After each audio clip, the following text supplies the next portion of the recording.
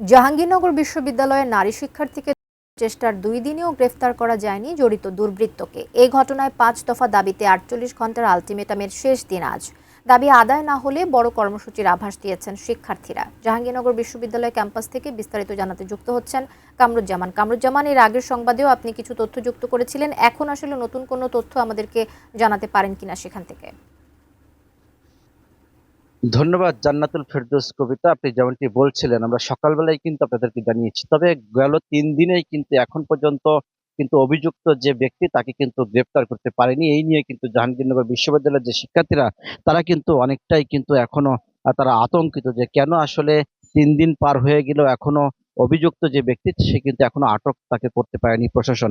আমরা আশুলিয়া থানার অফিসার ইনচার্জের সাথে কথা বলেছি, তিনি বলেছেন যে এখন পর্যন্ত তাকে গ্রেপ্তার করতে তিনি সক্ষম হয়নি, তবে আহ, চলমান রয়েছে, অব্যাহত গ্রেপ্তার চলমান রয়েছে। তবে আমরা কথা বলেছিলাম জাহাঙ্গীরনগর বিশ্ববিদ্যালয়ের প্রশাসনের সাথে কথা বলেছি, তিনি আমাদেরকে জানিয়েছেন যে এই বিষয় সার্বিক পরিস্থিতি নিয়ে কিন্তু আজকে জাহাঙ্গীরনগর বিশ্ববিদ্যালয় বিকেলে তারা সাংবাদিকদের সাথে প্রেস কনফারেন্স করবে বলে আমাদেরকে জানিয়েছে।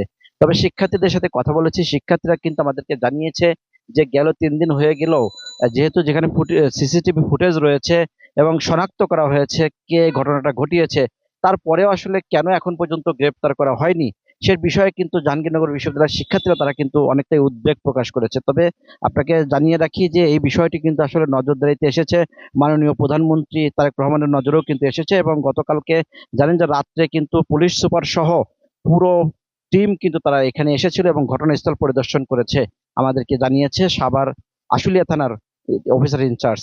তো সবকিছু মিলিয়ে যদি আমি বলতে হয় যে এই যে টানা 3 দিন হয়ে গেল এখন পর্যন্ত যে অভিযুক্তকে ধর্ষণের চেষ্টায় যে অভিযুক্তকারী তাকে কিন্তু গ্রেপ্তার করতে পারে, যে কারণে জাহাঙ্গীরনগর বিশ্ববিদ্যালয়ের শিক্ষার্থীরা কিন্তু তারা অনেকটাই উদ্বেগ প্রকাশ করেছে এবং খুশি উঠেছে।